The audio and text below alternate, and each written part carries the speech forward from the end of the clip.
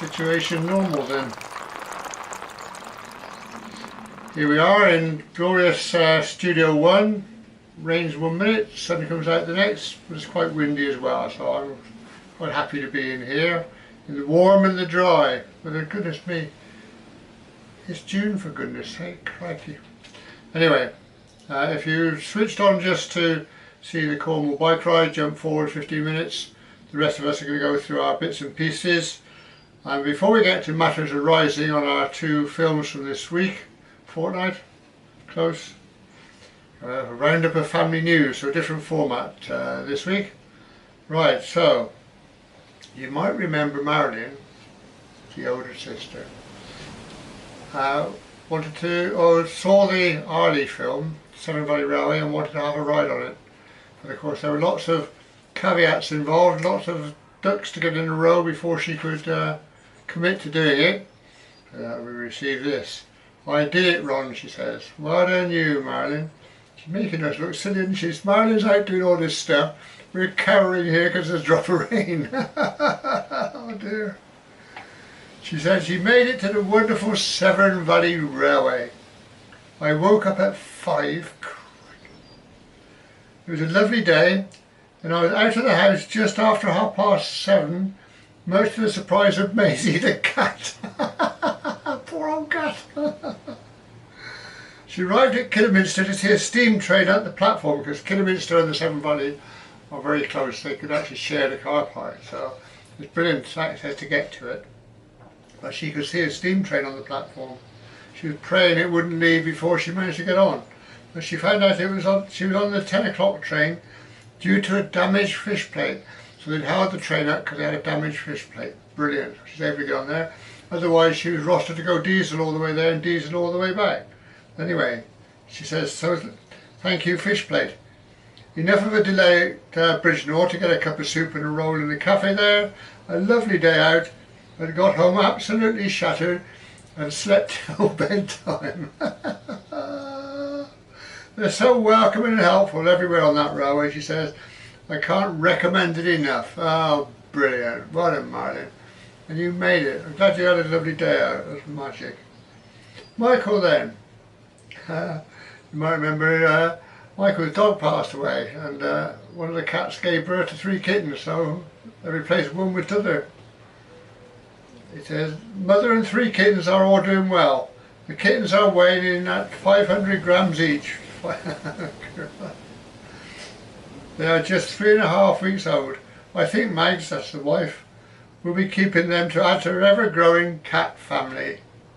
Indoor cats currently stands at 5, plus mother and 3 kittens, while she feeds some 4 outside cats who use our patio as a restaurant. Cost me an absolute fortune." You know, Michael. Rodney. Good morning, Ron. He says, "I aspire to a 3-bloom shed like yours." Down to 2 this week. Oh dear. He said, "They've clearly seen plenty of work and toil by your gardeners." Gardeners, Rodney? It's only me. I do all the work. Pauline does all the arranging, apparently. Oh well. David, Spain. Good afternoon. "I watched this morning, but then had a gardening job to do before the sun got high. Heat is starting to build here now. We are well into the 30s. Storms tomorrow." Wow. Yeah. Building up and building up, isn't it? And we're coming up to the 21st of June shortly. And we're there, aren't we? We're there, 21st. Which means that from here on, folks, we're on our way to winter.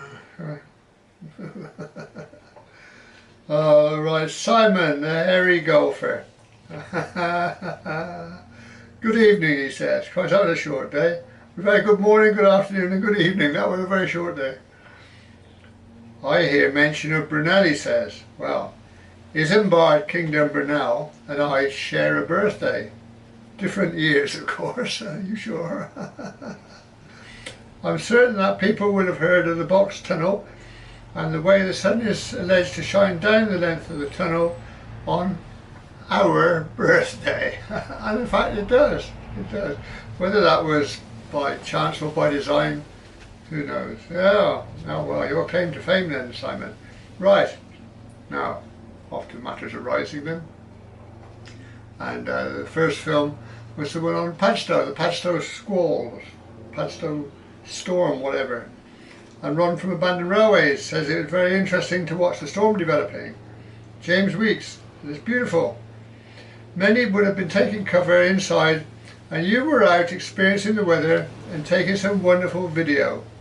Yes, I'm not saying that I was out there on purpose to catch it, or whether it caught me out. I'm not prepared to say. He says, I'm just coming up for air. Apparently these exams don't mark themselves, although with AI they might soon. Poor old James, he's got reports and exams to mark. Oh dear. We feel for you, James. You get back to work. Michael Miller thought it was very soothing. Lionel and Mary said, that was a nice one. Pete Payne says, Cornwall still looks wonderful, even on a rough old day like this. Malcolm Richardson, stormy weather, he says. Lovely video with an eye for those details which delight the eye and lift the spirit. Ah, good to hear. Paul, West Country Wanderings. He never seems to get any rain out for it. He's always out filming. He's always bringing new film. Never any rain. Paul said, I love the Padstow with the squally showers and bits of Curnow mizzle. Yes, it didn't rain, it mizzles. Lee Cliff said, love Padstow. Very atmospheric. Charles Patterson, US of A. It's kind of relaxing to see a storm through to its peaceful end. Yeah, so we're all more or less singing off the same hymn sheet there, aren't we?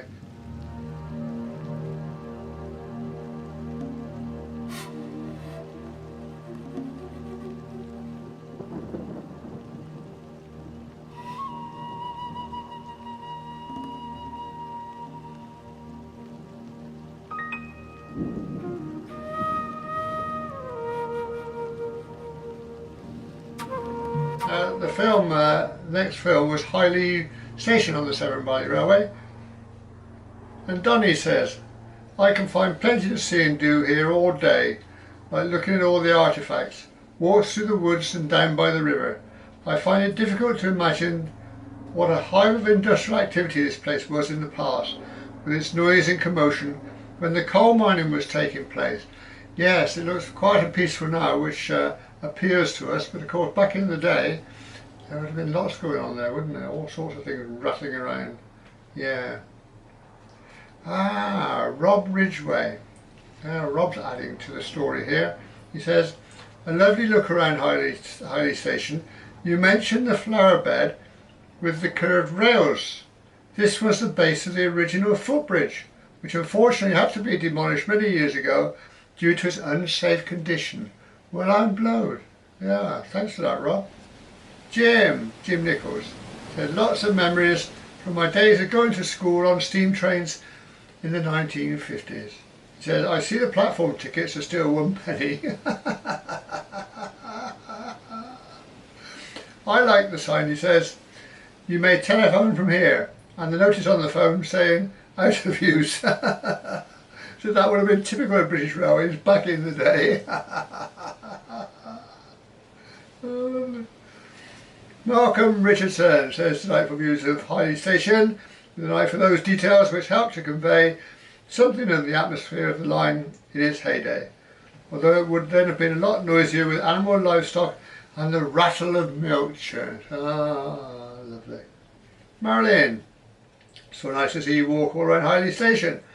We used to get the train to Highley and have Sunday lunch there. What a lovely Sunday outing, isn't it? Oh, lovely. Paul again, West Country Wanderings. I love Highley Station, he says. I can never decide if I like this station or Highley the best. Yeah, they've all got stuff going for them. Michael from Poland again. Hello Ron, he says, greetings from Poland. What a pretty country station. Very much like Highley. Made to feel like days gone by, with the arrival of a local train pulled by a pannier tank engine. Ah yeah, brilliant. Well, Michael. Barry, right. Barry says, makes me think what the young generation today will be filming in a few years' time. Yeah, could be the first electric cars or the old disused cycle lanes, but whatever it is, it won't quite be the same. Railways will then sadly be as distant as Roman chariots. Oh, great. Lionel and Mary Troubles. Lionel's pumping him out still. He's no driving licence, but he's still getting about. And he has to rope the lovely Mary in now and again. It's a lovely station and well looked after. The proper signal box, is that original? Anybody know? The signal box, that's highly original. And bringing up the rear on this week, David again from Spain, who says, what a lovely station that is. I spied that pannier tank 7714 at the start, pulling a mixed array of carriages. On my shelf above my screen, there's a photo of me on the footplate of 6412. These are not the same class, but look very similar. Wow, yeah, happy memories. David wants to know, did you have to pay the 40 shillings fine or not? Maybe you got imprisoned. If so, we'll pass a hat round and see if we can get you out for the weekend. Much appreciated, David. No, they couldn't catch me, so I'm okay. Right, okay. Our archive film this week, built from the archive, is a bike trip down in Cornwall on the Camel Trail, the old Camel Trail. So we'll load that in just a few seconds time, and then next week we're on the Severn Valley Railway, yet again knocking these stations off, and this time it's Hampton Load.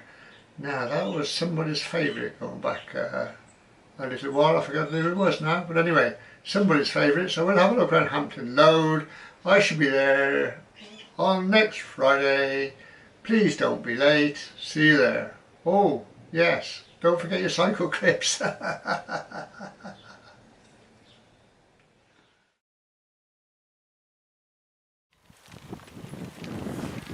Oh, slightly different mode of transport today, courtesy of the Padstow bike hire.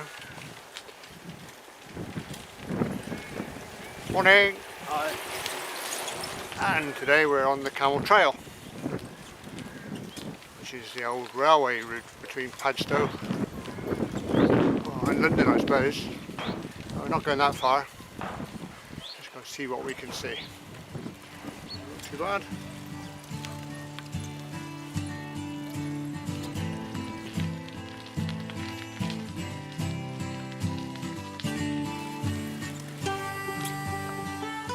A little way out of Padstow, first thing we encounter is this rather grand cutting.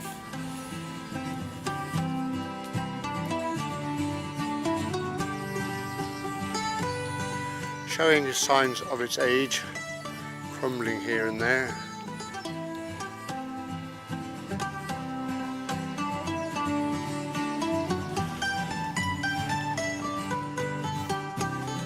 And that brings us to this magnificent piece of engineering.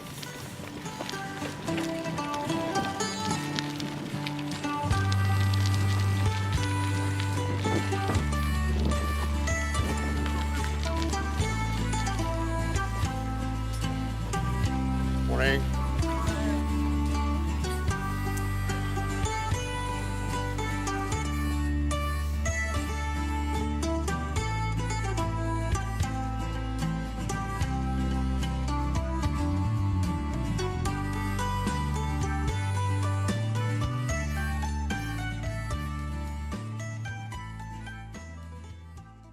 This is the bridge, or the approach to the bridge, under construction. The whole railway really depended on the skill of these men. Whether it would need constant maintenance or, job done properly, do it once. 1964, and here's a mixed passenger and freight train rumbling across the viaduct. Here the bridge is lost in the steam and the smoke as this engine coasts on its way down into Padstow. The first train to arrive at Padstow, 1899, and causing a little bit of excitement. Not a very good photograph, but worth it just the same. And this photograph of the Metropole Hotel looks as if it's on the same level as the railway. And yet when you stand there today, it looks quite a long way up. This is a nice photograph because it shows not only the Metropole Hotel and the station, but also the site of the old turntable.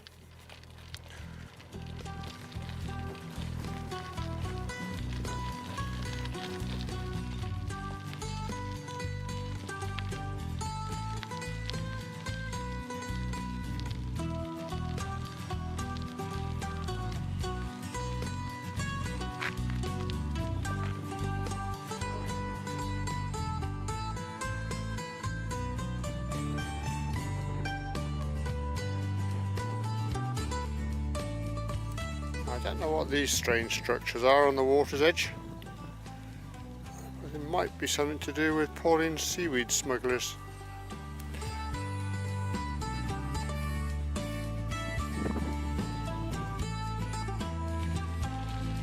A lagoon.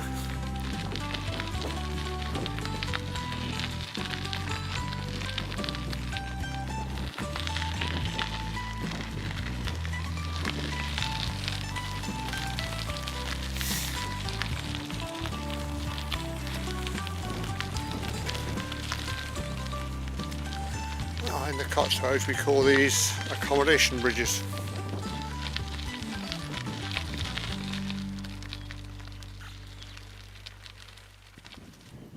So where the tide comes in and out.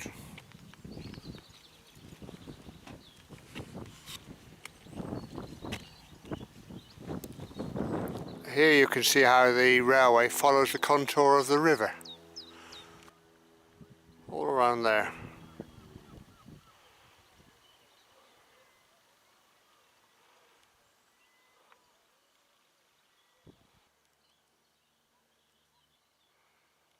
Padstow,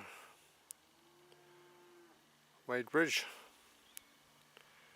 and apparently this is Old Town Cove. An old slate quarries on the left, and another lagoon on the right.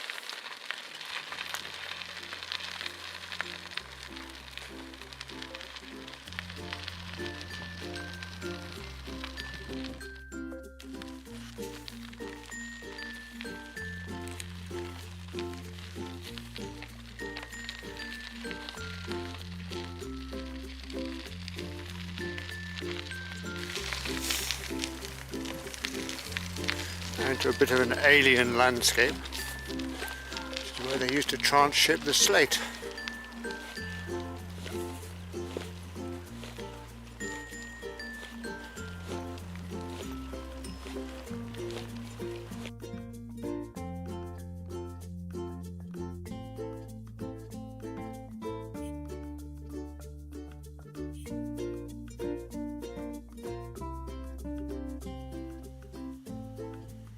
It's all a bit of a scar,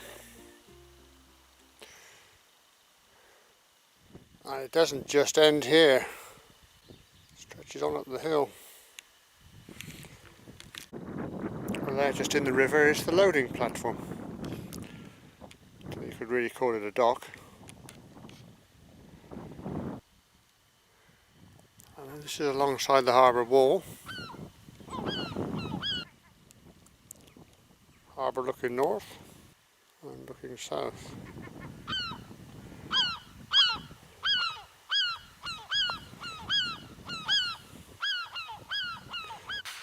A little ways farther on, and another dock in Padstow.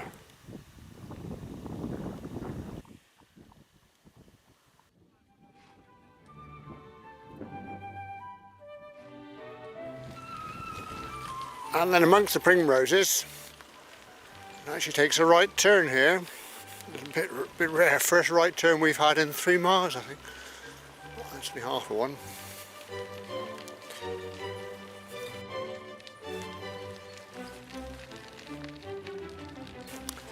And a very rare straight bit. Imagine the expresses thundering down here.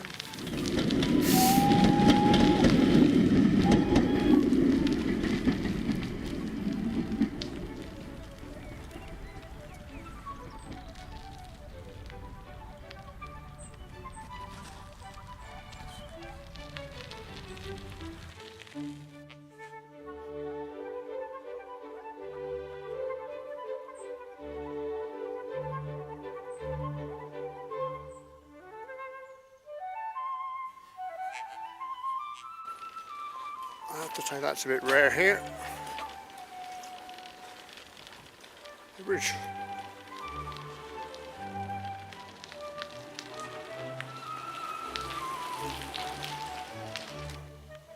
A bit near towards Wadebridge now, and you can see there's more of a defined channel and a wreck.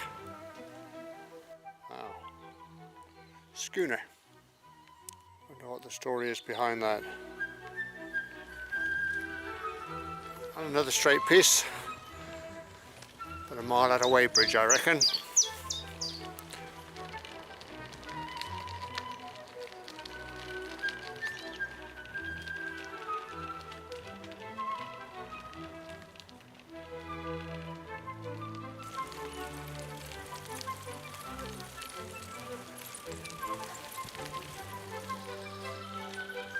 And here, on the approach into Wadebridge, we're on an embankment at last.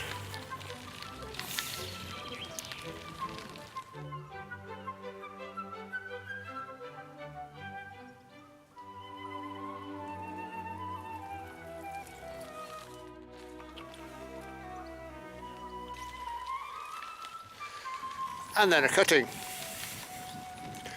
I have to say, it's absolutely freezing in this cutting.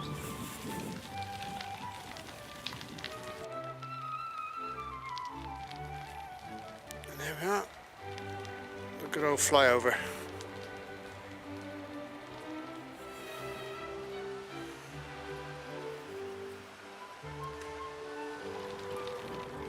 Hello.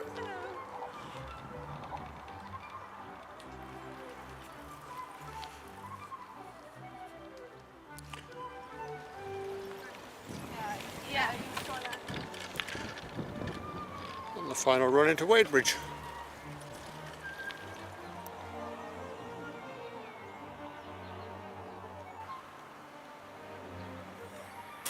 And so too, Wadebridge Station. And as the sign says, the goods shed. Many engines must have pulled up here, rather than Ford Focus.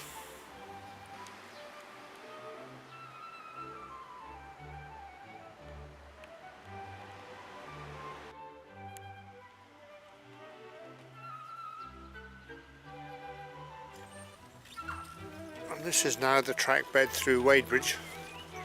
Railway cottages on your right, new stuff on your left. Now the railway runs alongside the Camel here. See, the railway company have reinforced the bank, albeit it needs doing again. And then the railway continues there under the bridge and off to places north and east.